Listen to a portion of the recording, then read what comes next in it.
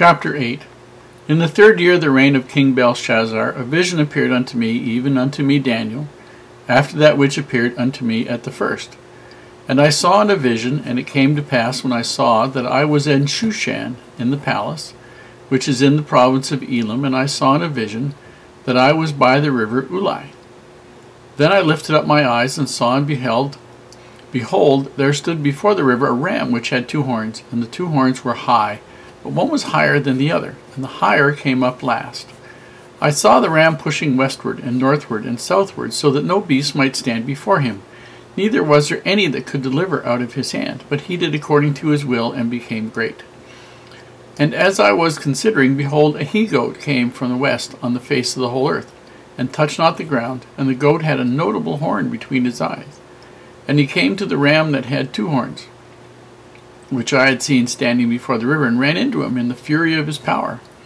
And I saw him come close unto the ram, and he was moved with choler against him, and smote the ram, and brake his 2 horns. And there was no power in the ram to stand before him, but he cast him down to the ground, and stamped upon him. And there was none that could deliver the ram out of his hand. Therefore the he-goat waxed very great, and when he was strong, the great horn was broken, and for it came up 4 notable ones toward the 4 winds of heaven. And out of the one of them came forth a little horn, which waxed exceeding great, toward the south, and toward the east, and toward the pleasant land. And it waxed great even to the host of heaven, and it cast down some of the host and of the stars to the ground, and stamped upon them. Yea, he magnified himself even to the prince of the host, and by him the daily sacrifice was taken away, and the place of the sanctuary was cast down. And an host was given him against the daily sacrifice by reason of transgression, and it cast down the truth to the ground, and it practiced and prospered. Then I heard one saint speaking, and another saint said unto that certain saint which spake, How long shall be the vision concerning the daily sacrifice, and the transgression of desolation, to give both the sanctuary and the host to be trodden under foot? And he said unto me, Unto 2,300 days, then shall the sanctuary be cleansed. And it came to pass when even I Daniel, had seen the vision, and sought for the meaning, then behold, there stood before me as the appearance of a man. And I heard a man's voice between the banks of Ulai, which called and said, Gabriel, make this man to understand the vision. So he came near where I stood, and when he came I was afraid, and fell upon my face. But he said unto me, Understand, O Son of Man, for at the time of the end shall be the vision. Now as he was speaking with me, I was in a deep sleep upon my face toward the ground, but he touched me, and set me upright. And he said, Behold, I will make thee know what shall be in the last end of the indignation, for at the time appointed the end shall be. The ram which thou sawest 2 horns, having 2 horns, are the kings of Media and Persia. And the rough goat is the king of Grecia, and the great horn that is between the eyes is the first king. Now that being broken, whereas 4 stood up for it, 4 kingdoms shall stand up out of the nation, but not in his power. And in the latter time of their kingdom, when the transgressors are come to the full, the king of fierce countenance and understanding dark sentences shall stand up. And his power shall be mighty, but not by his own power. And he shall destroy wonderfully, and shall prosper and practice, and destroy the might and the holy people. And through his policy also he shall cause craft to prosper in his hand, and he shall magnify himself in his heart, and by peace shall destroy many. He shall also stand up against the prince of princes, but he shall be broken without hand. And the vision of the evening and the morning which was told is true. Wherefore shut thou up the vision, for it shall be for many days. And I Daniel fainted, and was sick certain days. Afterward I rose up and did the king's business, and I was astonished at the vision, but none understood it. The period from about 500 BC to the time of Christ, this dream is actually being fulfilled, and it's written in Josephus and in other history books by the ancient historians. The significance of the ram and the he-goat. Now the ram is representative of the Median Persian Empire. And the first horn that comes up is the Medes, and they are in the very early part of that, they are the ones that follow Nebuchadnezzar. And they start an empire, but they actually get a fairly decent one going after Nebuchadnezzar, but they sort of run out of steam after a while. Then the second horn comes along, and the second horn is the Persian part of the Median Persian Empire. And this grows higher and stronger, and the Persian Empire is far bigger, far more vicious and aggressive than the Median Empire was.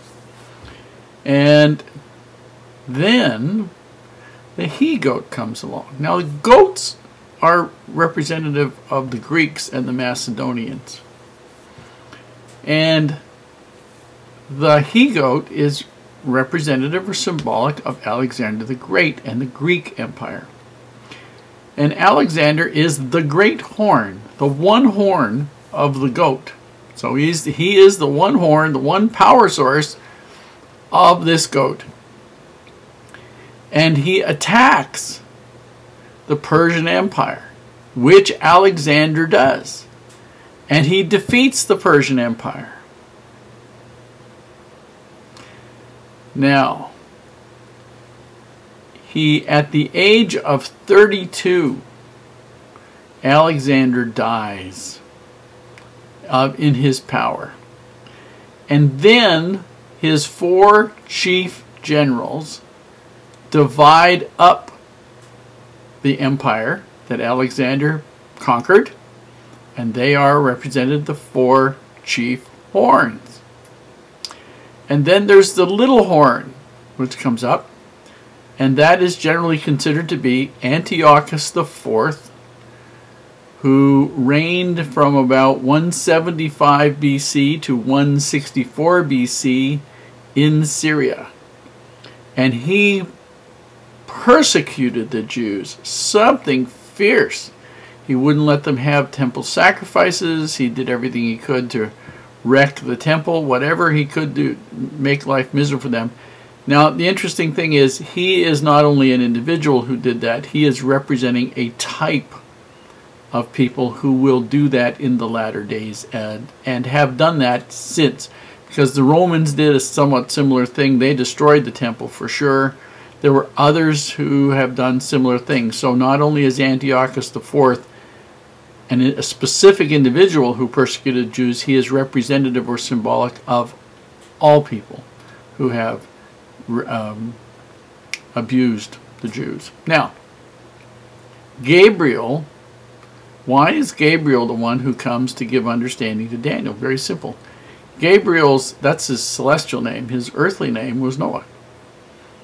And he was the second in charge under Adam for this. And so it was his responsibility to come and give him the understanding. Now,